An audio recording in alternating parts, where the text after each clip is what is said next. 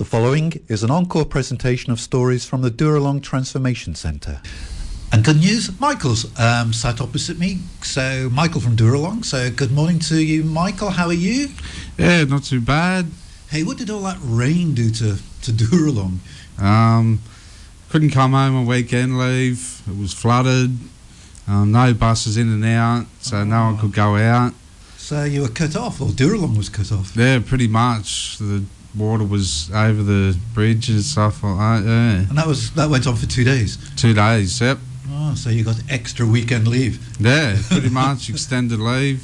Bonus for you. Yeah, down Wollongong. Yeah. And you're telling me that you're graduating from Dooralong tonight, so it's a big, big night for you, isn't it? Yeah, big day, big night. Yeah, But, yeah. Yeah. And you've been how long? 7 months. Yeah.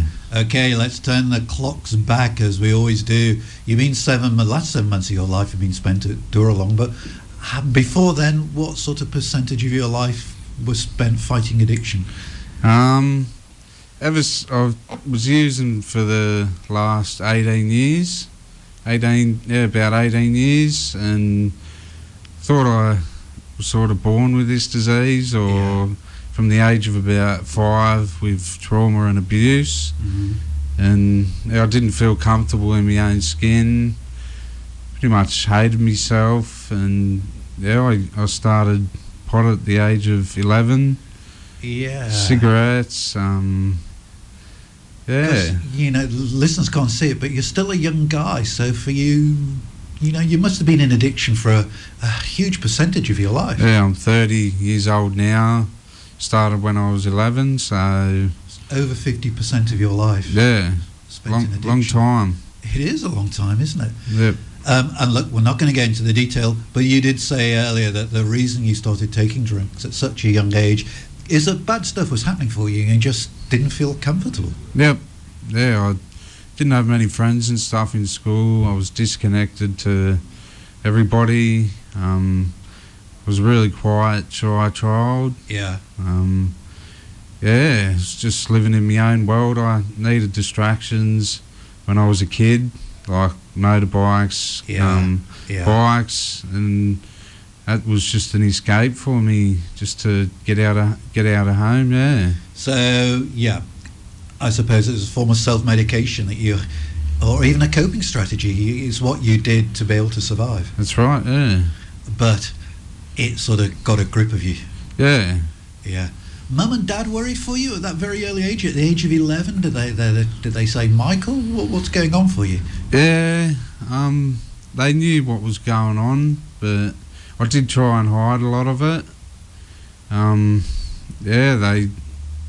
They couldn't force me to stop. Like, no. I just kept on doing it. Yeah. Yeah. I think that's what's so hard for those people who have to watch family members, is that you can't make them do anything, can you? That's right. You're just helpless. If the person doesn't want help, you can't make them get it. Yeah, I spent a lot of my life with my friends. Yeah. That lifestyle of using drugs, they were like family to me. Yeah. I never wanted to be at home because it wasn't really an addict family, and I just always with them, spending time with them. Yeah, unhealthy sort of associations. What about your schooling? School, school was tough. I think it was year 6 I started using drugs. Went to a high school called Holy Spirit College, Bellambi, and there was the same situation again. I had no friends because I went to a different school than all the others, but I got... So you missed out on a lot? Yeah, I started mixing with the bad crowd again. Mm. It was hard for me to concentrate. I wasn't learning much. I was getting detentions, weekend detentions at school. Yeah. And a lot of wagging. I just didn't want to be there. Yeah. Did you ever think, Michael, I should be seeing a school counsellor about this, or talking to my GP about this? Yeah, I never really wanted help. That's what this disease does to you. It wants you to be isolated, don't tell anyone anything. yeah, just keep it to yourself, and that's what I was suffering with. I never explained me trauma No. and abuse. I just locked it away in the cupboard. Yeah. It sort of speaks lies to you, doesn't it? Yeah, Tells pretty you much. that, you know, keep on taking the drugs, you'll be okay. Yep. Yeah. Did you realise you had a problem even at that very early age, mid-teens maybe? Yeah. You knew it was more than just recreational drug taking? Yeah, but doing something about it was a different story. Yeah. Yeah. Yeah. And also, at that young age of sort of 14, 15, for a young guy growing up, it goes against the grain to reach out and ask for help from anybody, doesn't That's it? 'Cause right, yeah. you think you can do it all on your own. Yeah, that's Yeah. what this disease does, yeah. So there you are, this is going on now into your teens and through into your 20s? What was that, sorry? The drug taking lasted into your 20s? Yeah, it started, I drank alcohol at a young age, really young age, but yeah, I was bringing alcohol to school. Once I started work, I left school at 14, 9 months in year 9, started working at McDonald's Yeah. for a really long time, and yeah, I was picking all the early shifts so I could get out earlier, Yeah. drink and drug, and yeah, started the ice when I was 17 years old, got into a lot of party drugs, yeah. And this is an awkward question for you, Michael, but where were you getting all the money, particularly as a young kid, to sort of feed this drug habit? I started working when I was 12. Yeah, that's where a lot of the money was coming from, Yeah. my job, but it was never enough.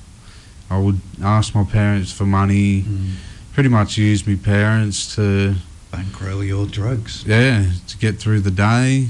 I knew my family was suffering from it, but Yeah. didn't stop me from doing it. Yeah, we've heard that from a number of guys that we've spoken to, that they really hate themselves for the person they were then, because they were stealing from mum and dad, and you know, they loved mum and dad, but they felt compelled to, like they had no option, sort of thing. That's and right. It left them with a lot of guilt as Yeah, well. I took advantage of kindness. Yeah. If there was kindness there, I'd, Yeah. yeah. I know you were telling me earlier that you've been to other rehabs. So what was it that prompted you to sort of try and find a cure? What prompted you to go to your first rehab? Well, first, my family did try and force me. I don't know, I've been doing rehabs for the last 6 years. Yeah. One every year, and I sort of thought I was doing it for my parents. A little bit myself at first, but yeah, I've learned I've got to do it for myself this time. Doesn't work if you're trying to do it for somebody else. Nah. You got to want it.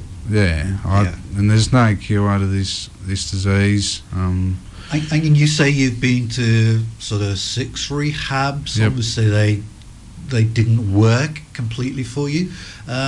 You've been at Dooralong now for 7 months. Is there a difference between the last 7 months at Dooralong and the other rehab courses that you've been on? Yeah, we've got a lot more freedom here. Yeah, we talk about God on Wednesdays. Like, as long as you've got a higher power, Yeah. doesn't matter what it is really. But Yeah. yeah, it's just we don't feel trapped. If we want to go out for a walk, Yeah. there's a pool there. There's a gym. There's so many things to do. So this rehab feels different than the Feels other ones. different. Yeah. As soon as I walked in, and I was amazed. Like, Yeah. yeah. And is 7 months that you have been clean now, is that the longest period since you were 11 or 12? Yeah, I tried to I did go on holidays to try and do a detox with my family, like a cruise and stuff like that, but I'd come back and that would be the first thing I'd do was Yeah. go to the dealers and use. It just didn't work for me. I need to be around recovering addicts, Yes. rather than people using. Yeah. And at least you have proved to yourself now, with this 7 months being clean, that you do have the strength and the will to remain clean. You've proved it to yourself. I've got hope. You got hope. This time round, where in the other rehabs I was ringing up after 3 months to my parents saying, can I come home? It's not working. Every day I was ringing them up pretty much saying I need to get out of here.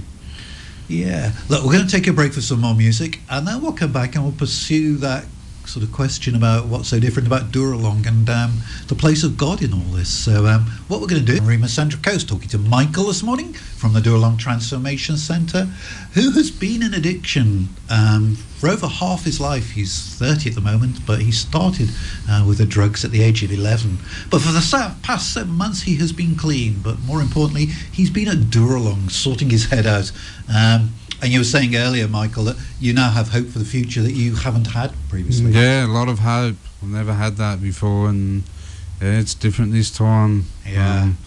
I can wake up in the morning and actually want to get through my day instead of used to numb the feelings. All the hard stuff I can deal with life now. Yeah. You said that you had weekend leave or an extended weekend leave because of the floods just this last weekend. What do Mum and Dad make of the change in you? It's a lot of less suffering that they have to go through. Yeah. A lot less worry. Yeah, I don't have to see me mum cry every day. Yeah. Worried about me. She used to call me 150 times a day, and I wouldn't pick up the phone. She must be worried sick. Yeah, now I'm the one calling her. Yeah, no, that's good, isn't it? That's excellent. Yeah. Okay, you mentioned also that you have had a church background. So, were you a Christian before you came to Dooralong? Yes. Yeah. I went to C3 Church Through when I was younger. Salvation Army, Sunday School, Kids Club in Woonona. Mm. Yeah, I've always believed in him, but I had doubts. Yeah. A lot of doubts. Wondered why, all the bad things happen in life, but... Well, that's right. Yeah. I mean, there's so many characters in the Bible, isn't there? Sort of Job, I think, is the best known example of, and things got tough for him. He shouted what we all shout, why me, God? Where are you? I need your help now. And nothing was happening for him. So, yeah, that's where you were for a long time. Yeah, when I was younger, my prayer at night was to not wake up in the morning. Is that right? And I used to do that for years and years. It didn't happen, but now I pray for people in Geelong, addicts that are still suffering at the moment, out in active addiction, homeless. I just pray for others that are doing it tough at the moment. Yeah.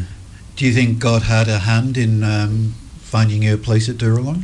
Yes, most definitely. Yeah, because the other rehabs just weren't working for you. Nah, just not working. Yeah.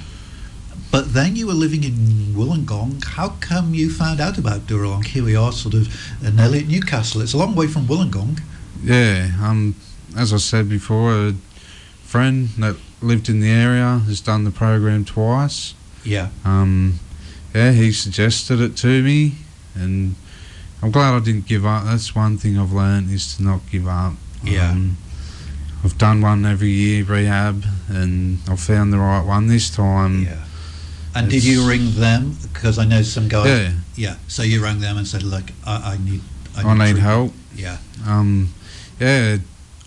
Sometimes I didn't check in, but that was my disease trying to get in the way to make me fail. Yeah.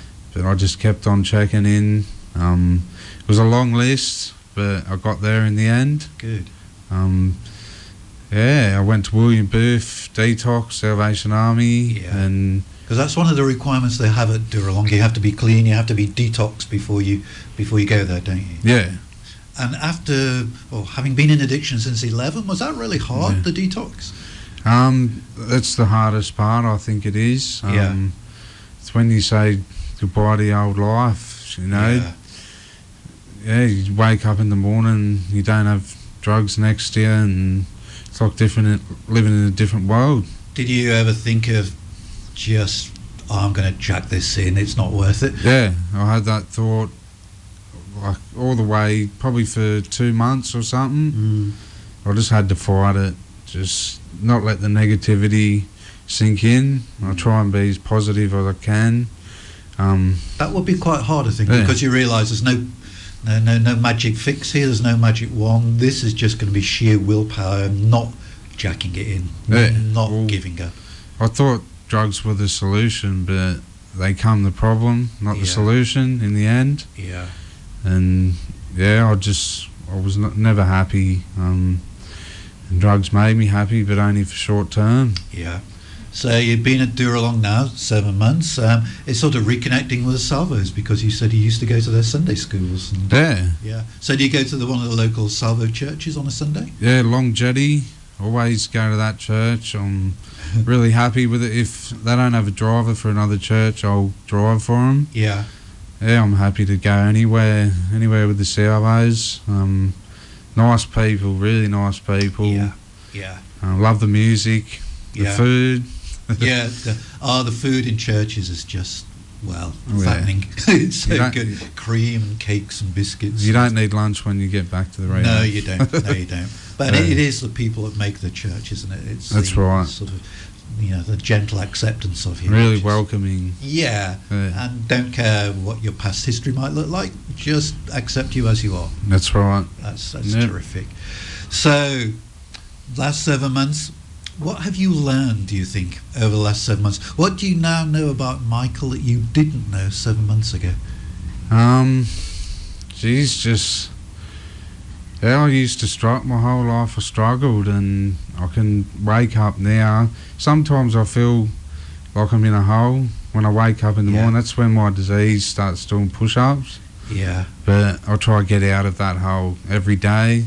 Yeah. Sometimes it's the feelings and emotions are like the weather, like comes and goes, just like waves at a beach. You might get big feelings sometimes, and might get little ones, but I've learned to just sit with it. Yeah. Go talk to someone when I'm struggling. And that's a really, really important point, isn't it? There's, when people graduate from Dooralong, as you will be doing later on today, I mean, it's not like you're cured. You're probably going to have to battle this for the rest of your life. Yeah, for the rest of my life, and I accept who I am, and I'm willing to keep doing this. Yeah. Yeah. Because the benefits of it now outweigh the pain of it all. Yeah, a lot of people say it gets better. It doesn't happen straight away. No. But I didn't know what they meant by that at first. But once you get into the program, you get a bit more freedom. Yeah. Do you have to have a really strong personality, a strong will? Yeah, I never had that before, and Dooralong done that for me. They saved my life. Just the people, the workers and stuff there, I really value what they do. Yeah. Can't be an easy job, but they're always there for support. Yeah. Whenever you need to talk, someone will talk to you.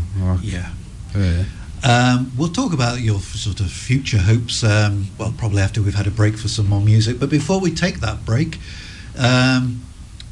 this evening is going to be really special, isn't it? It's everyone that graduates from Dooralong, the ceremony takes place at your chapel night. Yeah, chapel tonight. Yeah.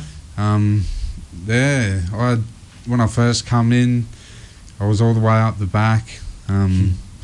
Just waiting for it to end. I didn't really listen. Just killing time. Now it's different today. I'm up the front where all the action is. Yeah. Love the music. It's good. Do you think you'll have to make a speech tonight? Yeah. You got it ready, have you? I'm glad I got it out of the way. Yeah. It's a bit like the Oscars, isn't it? You're going to have to give your list of thank yous. Yeah. Yeah. Only 100 and something people. Yeah, that's all right. That won't take long. Yeah, but it is really a significant milestone for you. Oh, yeah. You probably didn't realise that 7 months ago that this time round it's going to be different. It's going to be different. It's going to be different. You've been clean for 7 months. God is active in your life. Yep. And like you said, that one word, that four-letter word, hope. You have hope.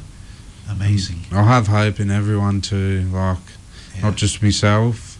I've got to have hope in other people as well. Yeah. And we'll see how those hopes, or how you hope those hopes will play out for you after we have listened to, this is very appropriate. The title of this track, it's just randomly happened, is called Victorious. It's third day with Victorious, but that sounds as if what you have sort of become over the last 7 months, Michael. You've become victorious over this sort of evil power. And from the Dooralong Transformation Centre this morning, we were talking just before the music break of his imminent graduation, actually taking place later on today. What happens then, Michael? You've graduated. Yep. Can't just walk out of the door and sort of disappear into the sunset. What happens next? No, it doesn't work like that. In the past, I've always gone home after 3 months and thought I was cured, but pretty much the next day I was out there doing the same thing again, but this time I'm transferring to a halfway house in Erina. I've never done it before. A lot of people suggested it to me and I wasn't interested. You know, I thought I was cured, but that's all bullcrap. Yeah, I can stay there for 6 months and they help you with housing after you're done there. You still get drug tested. You still got to go to chapel, church, do your NA and AA meetings, and that's pretty much it. So it's like Dooralong Light. Yeah, I've still got a program in my life. Yeah. I've got a daily, weekly planner. So you got a routine, which is really important, isn't it? Yeah, that's one thing I didn't have when I first come in, but it makes a difference. Because you've got a lot of time on your hands and nothing to do, that's when you start listening to those voices in your head. I've learnt it's only boring if I make it boring. Yeah. There's always something to do. Yeah. My head will tell me not to go to meetings, don't go do this. Yeah. But I've got to do all the things I don't want to do. And I suppose it's pride as well. Pride will tell you that you've conquered this, you're okay, you don't need to go to the meetings anymore, you've beaten it. And it's a lie. Once you're just in isolation, it doesn't want you to talk to anybody. Yeah. But whenever my head tells me that, I just put one foot in front of the other and go to the meeting. And as far as future sort of job and employment prospects, you're sort of sorting things out with TAFE? Yeah, I'm doing a community services course at Geelong that we do every Wednesday. Didn't want to do it at first, but now I enjoy going every single week. Yeah. I'm going to continue doing that. I did a diesel mechanic trade, but failed in the 3rd year theory exam. This was before you went to Dooralong? Yeah. When I was in active addiction, I wasn't learning much, and my company went bust, so that's when I got on Centrelink, and that's something I've got to finish off. So you want to go back and finish getting that qualification for diesel mechanic? Which is easy to do. I've just got to put my mind to it and stop making excuses. Yeah. And if there's anybody out there listening who has a vacancy for a diesel mechanic, Michael sounds as if he could be your man. Yeah. Getting a forklift ticket as well. Geelong helps you, like max employment and stuff like that. They help you find jobs. And what about your future journey with God? Will you still be going to church every Sunday? Most definitely. Yeah. I'm going to save up for a car soon, so I don't have an excuse not to go to church. Chapel, we're supposed to go there every Wednesday. I've got a mental health group that I started called Grow.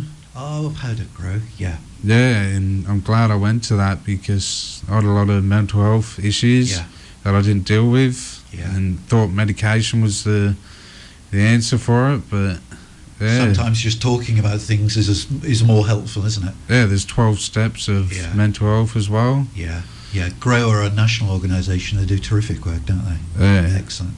Hey, look, Michael, it's been really inspirational talking to you this morning, and although your life has been spent more than half of it in addiction, the story you've told us this morning is a story really of, well, God not letting go or not giving up on you, but more than that is hope. You have hope for the future. That's right. You haven't had that for a long time. Yep. Yeah. Look, we sincerely pray, God, that as you have had your hand on Michael, perhaps unknown to him, for these last number of years, and as you have brought him to Dooralong, we trust that you will continue to guide and protect him as he now takes this momentous step of graduating from Dooralong and moving into the next phase of his journey with you at Erina. We just leave him in your hands, God. Thank you for his testimony. Thank you, Michael. Thank Have you. a great night.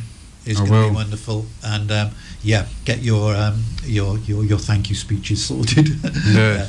You've been listening to an encore presentation of the Dooralong stories, which can be heard live every Wednesday at 10 a.m. and repeated 8 p.m. Sunday and 1 a.m. Wednesday, right here on 94.9 rema.cc.